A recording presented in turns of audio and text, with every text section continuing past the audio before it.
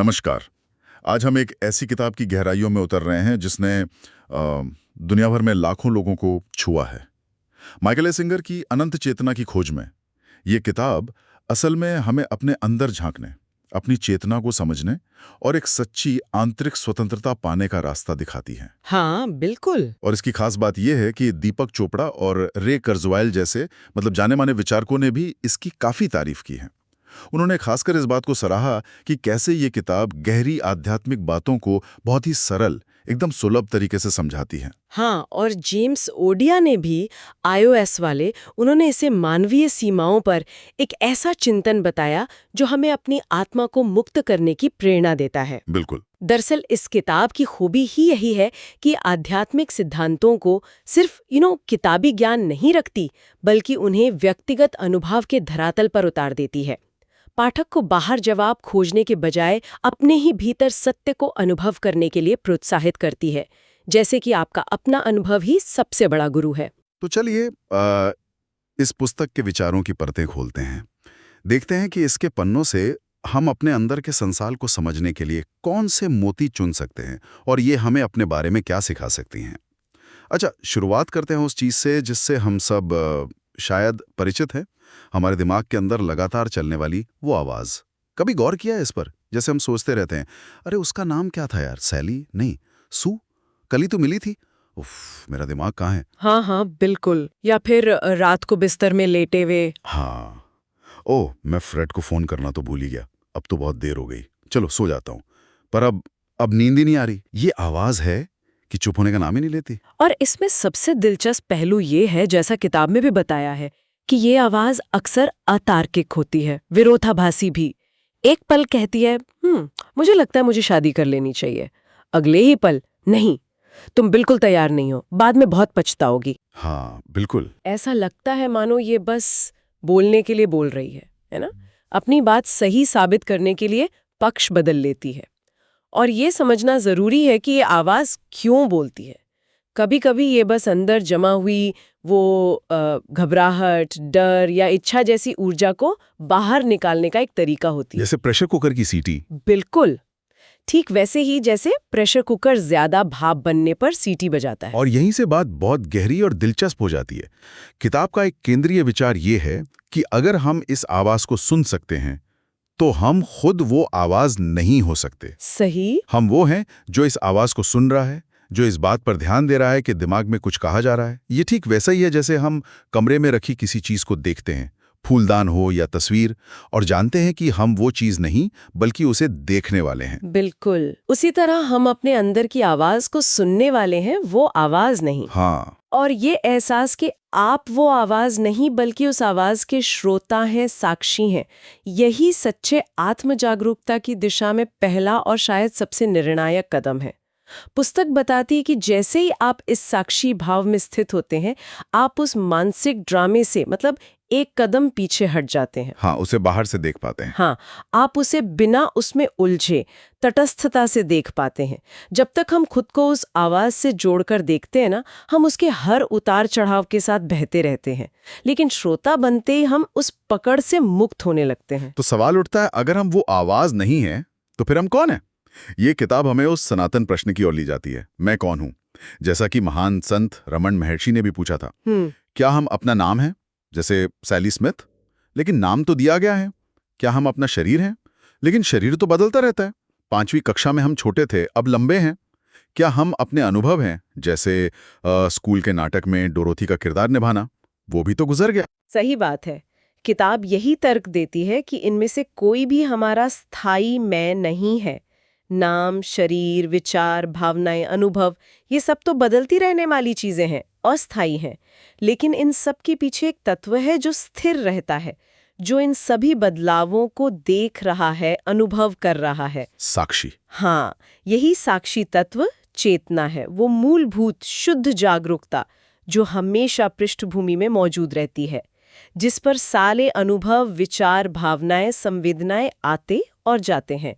ये अनुभव करने वाला तत्व है। इसे समझने के लिए किताब एक बढ़िया उदाहरण देती है टीवी देखने का। हाँ। जैसे हम कभी-कभी टीवी पर चल रहे किसी नाटक या फिल्म में इतने डूब जाते हैं कि हम भूल ही जाते हैं कि हम अपने कमरे में सोफे पे बैठे दर्शक हैं। हाँ, बिल्कुल।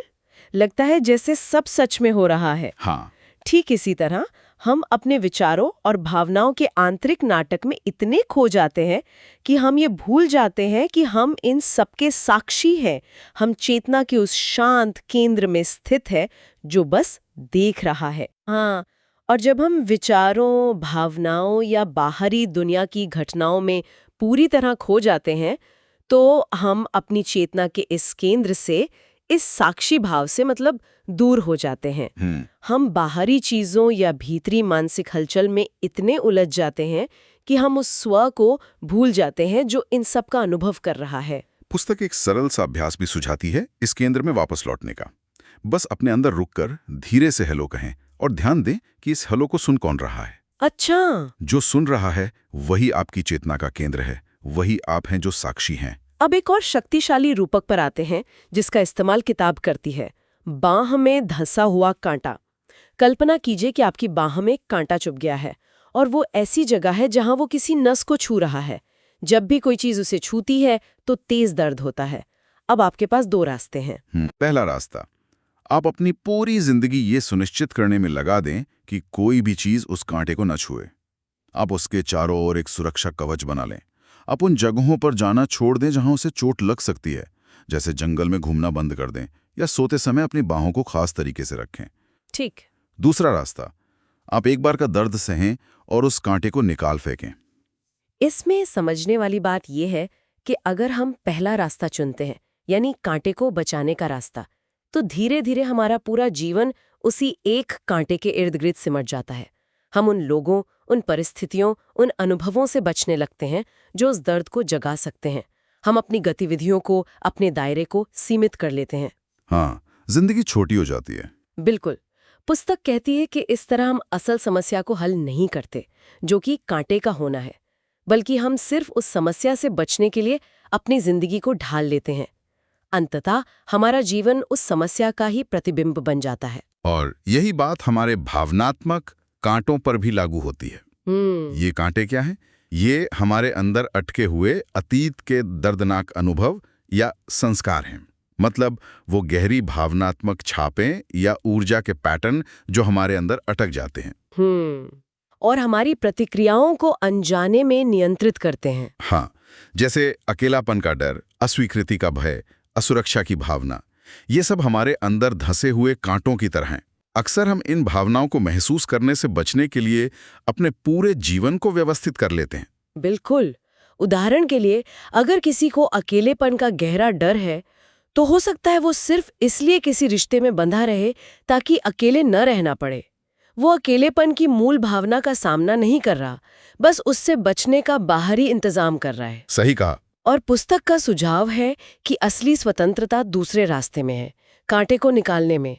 भावनात्मक स्तर पर इसका अर्थ है इन अटकी हुई ऊर्जाओं और दर्दनाक भावनाओं का सामना करना, उन्हें बिना विरोध किए महसूस करना, उन्हें बहने देना। हाँ, और उन्हें अपने सिस्टम से स्वाभाविक रूप से गुजर जाने देना। जब हम इन भावनाओं से लड़ते हैं या उनसे भागते हैं तो वे अंदर ही फंसी रहती हैं और हमारे जीवन को परोक्ष रूप से नियंत्रित करती हैं। लेकिन जब हम हिम्मत करके उन्हें महसूस करने और उनके पार जाने के लिए तैयार होते हैं तो वे ऊर्जाएं मुक्त हो जाती हैं। इसके लिए बस जागरूकता चाहिए और उन्हें बिना दबाए या पकड़े बहने देने की इच्छा। अच्छा, तो इन कांटों से बचने के लिए हम जो मानसिक दीवारें और सुरक्षा कवच बनाते हैं, वे धीरे धीरे एक पिंजरे का रूप ले लेते हैं। इसे हम अपनी आरामदायक स्थिति या कंफर्ट जोन भी कह सकते हैं। हाँ, कंफर्ट जोन। हम इस जाने पहचाने दायरे के अंदर सुरक्षित तो महसूस करते हैं, लेकिन ये दायरा बहुत सीमित होता है। किताब इसकी तुलना एक इलेक्ट्रॉनिक कुत्ते की बाड़ से करती है। आपने देखा होगा शायद, कुछ घरों के बाहर अदृश्य बाड़ लगी होती है। कुत्ते के गले में एक कॉलर होता है। जैसे ही कुत्ता उस अदृश्य सीमा के पास जाता है, कॉलर उसे हल्का सा बिजली का झटका देता है। कुछ समय बाद कुत्ता उस सीमा के पास जाने से ही डरने लगता है, भले ही बाद में सिस्टम बंद भी कर दिया जाए। उसे वो झटका याद रहता है। ठीक इसी तरह हम अपनी आरामदायक मानसिक और भावनात्मक सीमाओं के पास जाने से डरते हैं, क्योंकि वहां हमें असुविधा, असुरक्षा या भय महसूस होता है। यही वही पुराने कांटे हैं जिनसे हम बचना चाहते हैं। तो इन सब का निचोड़ क्या है, मतलब इसका क्या मतलब हुआ?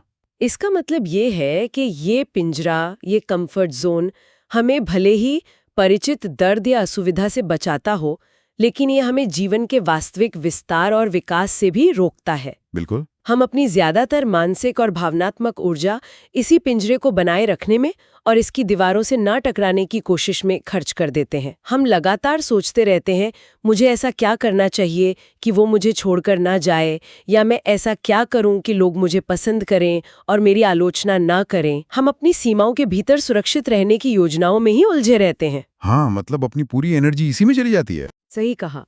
अगर हम इसे थोड़ी बड़ी तस्वीर में रखकर देखें तो ये पिंजरा हमारी चेतना के अनंत विस्तार की संभावना को सीमित कर देता है। हम बाहरी दुनिया के उन अनुभवों से और अपनी भीतरी भावनाओं के उन हिस्सों से कट जाते हैं जो हमें असहज करते हैं। तो फिर सच्ची स्वतंत्रता कहाँ है? अनुसार सच्ची स्वतंत्रता तब शुरू होती है जब हम पहले तो ये पहचानते हैं कि हम एक ऐसे अदृश्य पिंजरे में जी रहे हैं, और फिर हम उस असुविधा को, उस डर को सहने के लिए तैयार हो जाते हैं जो उन सीमाओं को तोड़ने में महसूस होता है। जैसे वो बहादुर कुत्ता। हाँ, जैसे वो बहादुर कुत्ता जो कुछ झटके सहकर बाढ़ के पार जाने की हिम्मत कर ले तो उसे पूरी दुनिया घूमने को मिल जाती है। वैसे ही जब हम डर और असुविधा का सामना करने की इच्छा रखते हैं तो हम अपनी स्वयं बनाई सीमाओं से परे जा सकते हैं। इसके लिए जरूरत है जागरूकता और इच्छा शक्ति की। अब आते हैं एक बहुत ही शक्तिशाली तकनीक पर जो किताब सुझाती है, बिना किसी शर्त के खुश रहने का निर्णय लेना। अध्याय 15 में ये सवाल सीधे तौर पर पूछा गया है, क्या आप खुश रहना चाहते हैं, चाहे कुछ भी हो जाए? और यहाँ एक सोचने वाली बात सामने आती है। अक्सर जब ये सवाल पूछा जाता है तो हमारा जवाब होता है हाँ लेकिन। हाँ बिल्कुल, शर्तें लग जाती हैं। हाँ, हम अनजाने में ही अपनी खुशी के साथ शर्तें जोड़ देते हैं। हाँ, मैं खुश रहना चाहता हूँ अगर मेरी पत्नी मुझे छोड़कर ना जाए, या अगर शेयर बाजार न गिरे, या अगर मुझे वो नौकरी मिल जाए। हम अपनी खुशी को बाहरी परिस्थितियों का बंधक बना देते हैं, है ना? बिल्कुल, लेकिन किताब कहती है कि जवाब बिना शर्त हाँ होना चाहिए। इसका मतलब है कि आप ये निर्णय लेते हैं कि जीवन में चाहे कुछ भी हो, चाहे आपकी उम्मीदें पूरी हों या ना हों, चाहे लोग आपसे अच्छा व्यवहार करें या न करें, चाहे आपकी सेहत अच्छी हो या खराब हो, आप अंदर से खुश रहने का चुनाव करेंगे। आप अपनी खुशी को बाहरी घटनाओं पर निर्भर नहीं होने देंगे। हाँ, ये सुनने में शायद थोड़ा मुश्किल लगे, पर किताब पलटकर पूछती है, दुखी या परेशान रहने का क्या फायदा है? क्या उससे स्थिति बेहतर होती है? सही सवाल है। और बिना शर्त खुश रहने का ये निर्णय सिर्फ एक अच्छा विचार नहीं, बल्कि गहरा आध्यात्मिक अभ्यास बन जाता है। क्योंकि जीवन तो अपनी चुनौतियां पेश करेगा ही, ये तो निश्चित है। हाँ, वो तो हो गई। तब ये निर्णय हमारी असली परीक्षा लेता है। जब कोई ऐसी घटना घटती है जो हमें स्वाभाविक रूप से दुखी, क्रोधित या भयभीत करती है, तो ये हमें उन आंतरिक रुकावटों, हमारे अंदर के कांटों, हमारे पिंजरे की दीवारों का सीधा सामना करने पे मजबूर करती है, जो हमारी स्वाभाविक खुशी के रास्ते में खड़ी हैं। उस वक्त चुनाव करना पड़ता है। बिल्कुल, उस क्षण हमें चुनाव करना होता है। क्या हम अपनी रक्षा के लिए अपने दिल को बंद कर लेंगे और नकारात्मकता में डूब जाएंगे, या हम उस कठिन भावना को महसूस करेंगे, उसे अपने अंदर से गुजरने देंगे और फिर भी अपने दिल को खुला रखने का प्रयास करेंगे। सही कहा।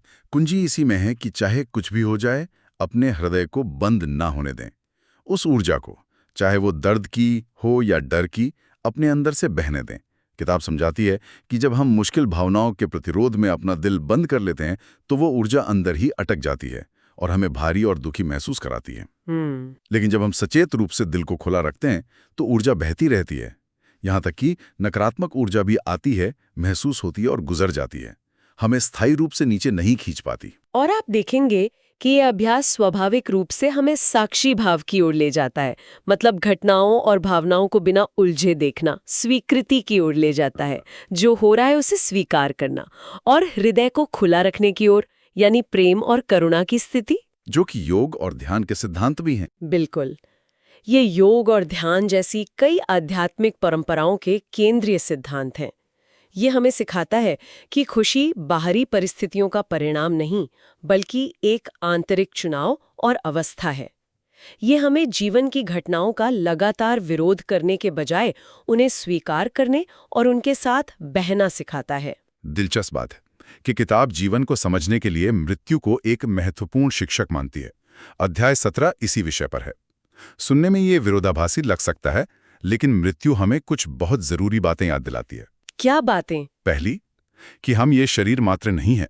दूसरी, कि भौतिक चीजों और बाहरी उपलब्धियों से हमारा लगाव अंततः निरर्थक है, क्योंकि हम कुछ भी साथ लेकर नहीं जाते। और तीसरी, कि मृत्यु के सामने हम सब बराबर हैं, चाहे कोई कितना भी अमीर हो या गरीब, शक्तिशाली हो या साधारण। हाँ, ये बात सोचने वाली है। मृत्यु का विचार जब हम उससे भागने के बजाय उसका सामना करते हैं तो हमें अपने जीवन की प्राथमिकताओं पर गहराई से सोचने पर मजबूर करता है। किताब एक सवाल पूछती है, कल्पना कीजिए अगर आपको पता चले कि आपके पास जीने के लिए केवल 1 हफ्ता बचा है तो आप क्या करेंगे? आप अपना वो बचा हुआ समय कैसे बिताएंगे? क्या आपकी चिंताएं वही रहेंगी जो आज है? क्या आपकी प्राथमिकताएं बदल जाएंगी? तो फिर सोचने की बात है कि हम अपने बाकी समय के साथ क्या कर रहे हैं। क्या हम उसे छोटी छोटी महत्वहीन बातों की चिंता करने, नाराज होने या दूसरों से अपेक्षाएं रखने में गंवा रहे हैं?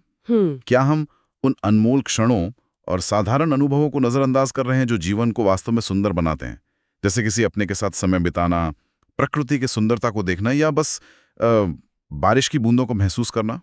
सही। मृत्यु का बोध हमें हर पल को पूरी जागरूकता और गहनता से जीने के लिए प्रेरित करता है, मानो वही हमारा अंतिम क्षण हो। क्योंकि सच तो यही है कि कोई भी क्षण हमारा अंतिम क्षण हो सकता है।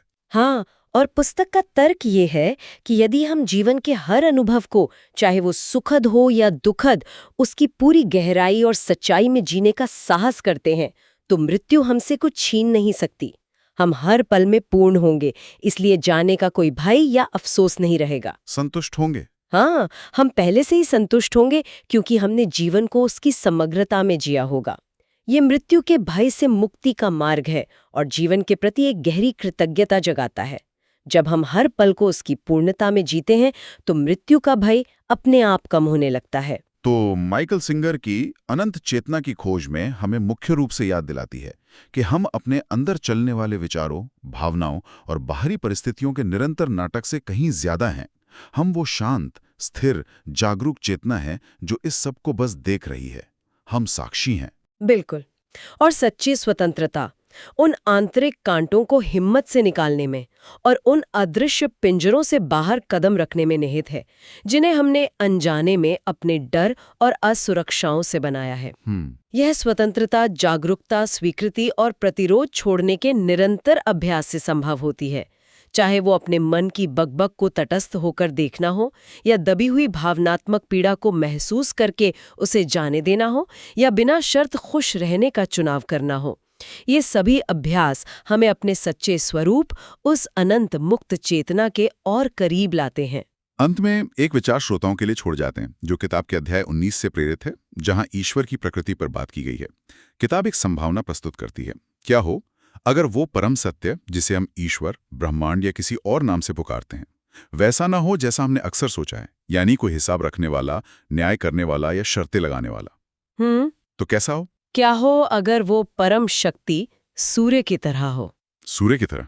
मतलब जो बिना किसी भेदभाव के, बिना किसी शर्त के अपना प्रकाश और अपनी ऊर्जा सब पर समान रूप से बरसाता है, चाहे कोई अच्छा हो या बुरा, संत हो या पापी, सफल हो या असफल। अच्छा, जैसे सूर्य ये नहीं देखता कि कौन योग्य है और कौन नहीं। हाँ, शायद वो परम चेतना भी हमें हमारी तथाकथित कमियों या गलतियों के आधार पर नहीं आंकती। तो अगर हम इस गहरी समझ के साथ जिएं कि हमें परखा नहीं जा रहा है, बल्कि हम जैसे भी हैं वैसे ही पूरी तरह से स्वीकार्य हैं और उस परम प्रेम का हिस्सा हैं, तो हमारे जीवन जीने के तरीके में, हमारे आपसी संबंधों में, हमारे डर और हमारी असुरक्षाओं में क्या बदलाव आ सकता है? हाँ, ये एक गहरा सवाल है जिस पर विचार किया जा सकता है।